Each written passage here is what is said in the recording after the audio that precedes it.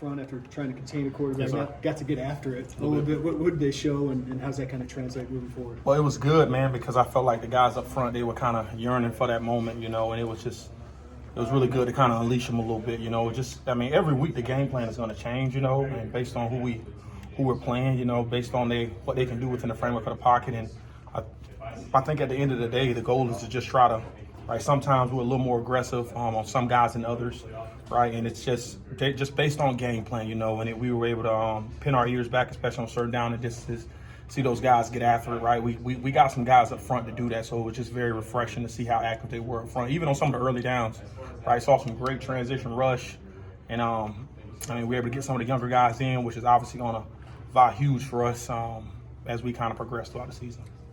When you watch Nebraska film this year compared to this year, how do you kind of compare those two offenses? From this year and in comparison to last year? Yeah. Well, first and foremost, the quarterback is that cat's different, man. He's as good as advertised, man. Obviously, there's a lot of reminiscence to Pat Mahomes, but the young man is a big time player in his own right. Just for a young player that young to come in and command that offense the way he does a tremendous job, and I think that's probably the biggest difference. The young man last year, he did a great job for him, but this cat, I don't know, it's like guys are rallying behind him. They do a really good job running the ball up front, obviously, but probably one of the key pieces is that, you got a quarterback he's a freshman, but you can throw it out the window. That dude has been playing the game a long time. He's doing it the right way. His teammates are behind him. You can tell the way they run block. You can tell the way they pass protect. And so it's going to be really, really fun to go into an arena like that, right, and play a night game. We're looking forward to it. That said, is there an opportunity because he's a freshman to try and throw something at him that he hasn't seen? Well, I think anytime you go into a game of this caliber, right, especially with some people would consider this, he's rather inexperienced at the collegiate level. But football is football. The cat's been playing football at a relatively high level. He was a 5-star recruit for a reason, right? There's 5-star recruits all over the country who are freshmen.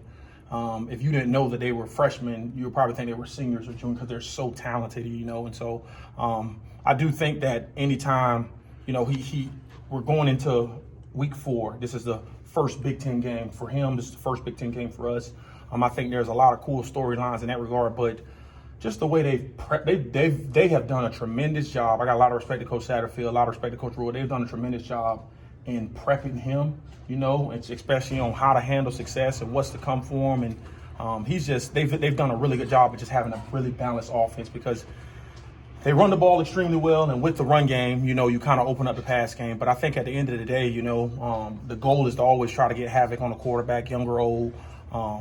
Let some of our guys try to hunt up front, and so we're going to do the best we can to try to limit some of his explosives, try to limit him running around, and more importantly, try to contain that offense and stop that run game. Yeah, rotate some DBs in. Last game, Tyler gets in for the first time, really, and Terrence gets a little more playing time. Xavier gets bounced out. What would you see from that unit for a couple drives? Yeah, I saw guys kind of growing in a moment. This is all a part of the long-term plan. I said this last week, everybody wants it now. We live in such a right now society that nobody wants to understand the process is earned, right? And I felt like those guys who had came in, they had earned an opportunity to get some reps at pivotal moments during the course of the game. And I think it's going to fare well for us as we continue to progress throughout the season. I made a point early this weekend, last week, that since I've been here, we have, based on the season, we have never finished the season without playing our 6th or 7th DB. Somebody's going to have to step up, right? The season's long, it's physical, and so just trying to get those guys their feet wet early, it was always good to see. And they did some really good things. There's obviously some things that we can clean up, but I was very pleased with some of the stuff that I saw on film once I had a chance to watch it. That secondary games now that you haven't led the team into the end zone and shut out in the opener, just field goals on Central Michigan. What's letting this defense maybe do that? Well, I think all in all, right, I think that people get so caught up in yards and this and that, and at the end of the day, man, you're defending a territory and having a sense of pride about not letting teams in the end zone. I don't care about yards. I really don't. If you told me that a team's gonna have 500 yards and they ain't gonna score, I'll take that. Now, ideally, don't want them to have 500 yards, but the end of the day, the game is about touchdowns. The game is about scoring, right? And if you can keep a team from scoring, you got a chance to win the game, right? Obviously, we gave up some runs, catches throughout the season, but there's been a major harp on if we want to have a chance to win, right, as a team and play complementary football, like we got to play a different brand of ball, especially when we get inside of that 12 to 20-yard line, right? Knowing what teams are going to try to do to us. Nebraska kind of retooled their wide receiver room, Nair and Banks. What have you just kind of seen from those wide receivers, and how are they going to, test the secondary that's played very well so far? Well, they're super talented. They know how to stretch the field vertically. They got some guys that can flat out fly. They've done a tremendous job recruiting. I think the biggest thing is like it's obvious and apparent. Coach Barker's going off up there. It's obvious and apparent, right, that anytime you can allow the run game to kind of dictate the game, that opens up everything else. And so, right, I think part of the reason why they've been able to have success on the outside, it's they're playing complementary football, right? They're running the ball at a high rate, and that's just opening up the pass game. And so those wide receivers are as talented as they come. I think it's going to be a great matchup with our secondary. This is going to be the first time our secondary, probably outside of Kansas, that has been truly tested on the outside, so I'm looking forward to it. But it's just about winning your one-on-one in your matchups, And so you can win your one-on-one in your matchup, I think we got a chance to win. That secondary does seem to have settled in from a communications standpoint. What's the key to that? Is there one leader back there that kind of holds it together? The key to that is experience, right? We didn't have this last year, right? Going into the season last year, I think Miles Scott had never had a start. Xavier Scott had 2 starts. Tyler Strainer had 3 starts. Zach Tobey hadn't had no starts, right? I had 2 transfers. I mean, we had a bunch of dudes with relatively no playing time, and now we get a group of guys, right? I think about Torrey Cox. He had over 20 career starts even before he got here, right? You add T. Brooks to that mix. He had over 20 career starts, right? Miles has had a full season under his belt. Matt Bailey is kind of still, he hadn't had that many starts, but he's getting back into the rhythm. He was naturally a leader. Xavier Scott, I think this is going to be like his 14th, maybe 15th start. So we got guys who are experienced now, right? And that trial and error that they went through last year is kind of helping us out right now in this very moment. So it was good to kind of throw them in the fire last year, and they're growing and learning from it now. Coach, you guys moved into the top 25 this week. You guys moved the rankings. Does that matter to you at all? Pardon my language, I hate rankings. I talk to our defense specifically, right? We said FTR. I ain't gonna tell you what that means, right? But I'm just telling you, I hate rankings, guys. I hate them. I hate them. Great for recruiting. I was going to say. Great for our program historically. Awesome, right? Phenomenal, right? Excited about that and everything. But here's the reality, right? They don't decide who goes to the national championship game week 3, right? Week 4, right? It's a season for a reason, right? You have to play every game, and every game matters, One reason why I hate rankings is because they're gonna get DMs and pats on the back and all this and that, and right, that don't matter right now. What matters is the task at hand. What matters is focusing on your current opponent. Because if you come in there sleepwalking, like any team, right? You guys probably had a chance to see that earlier in our Central Michigan game, and I said it, right? You come in there sleepwalking, this team's trying to win a game, and any team, any team can win any given week, right? Good or bad, any team can win any given week, and so. I'm not a big fan of the rankings personally, right? And so I got to do some back channel things in regards to try to focus our guys. But it's good. Love it for the university, right? Mark out all those. Love it for the university. Love it for recruiting. I love it all. But it's just in terms of the right now and our players, trying to get them to focus on the right now and the task at hand. Have you seen just over the years rankings getting into a team's head and they play like crap? Oh yeah. I've been a part of some of those teams, right? Where you think that you should, because you are ranked and you've played some good opponents early, that the team that you're playing currently is just going to lay down and allow you to, and then they get hit in the mouth and they lose the game and voila, right? And so I'm only not a fan of rankings because I know, right, when you've been a player and you've seen how rankings can, especially for people, especially for teams who aren't used to being ranked a lot, right? There's a sense of comfort there that is not, it's scary as a coach, right? I was listening to Nick Saban, I think it was last week, and he made reference to, how when he had success in winning a national championship, he he could never celebrate it because it was always like what's next, and how do I keep my team humble and focused and ready for the next opportunity. And I think as a coach, like, we're always thinking in advance, right? Like, we walked off that field, obviously winning, and there were some things that I was excited about, but like my mind was racing on like how is Nebraska going to attack us? Okay, I know how they're going to attack us. They would do this, and that. I would do this, and so it's like constantly like looking for that next step and that next approach, and just just staying in that moment. You know what I mean? And so it's like I said, it's cool for the university. It's exciting. It's awesome. But man, I know it can. I don't want to be on the side that celebrates the right now and is humbled down the road because we didn't truly lock in with what was in front of us. What are Briggs and Edwards giving you right now, and how do you feel about the guys kind of developing behind them? It seems like Pat made some good plays the other day. Dude, those T-Rod Edwards, he's pardon my language, he's an unsung hero, right? He does all the dirty work, doesn't get a lot of praise, right?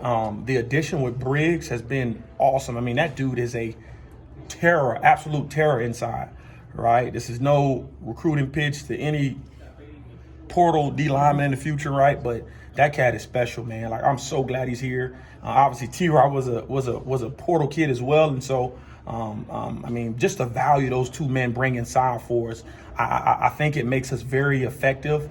It makes us very strong at the point of attack. And then obviously you have those other two guys on the outside. I think we got a pretty unique and special front when you combine all of them together. But what they're doing and what Coach J-Mo is having those guys do up front, it's been awesome. And I'm really excited to see how it continues to grow during conference play. Is the pressure T-Rod has been able to get the last couple of games, is that unique for his position that's maybe not necessarily known for getting in the backfield? 100%, right? Like I said, nose guards don't get a lot of credit and a lot of love, but the young man is obviously nimble. He's obviously quick.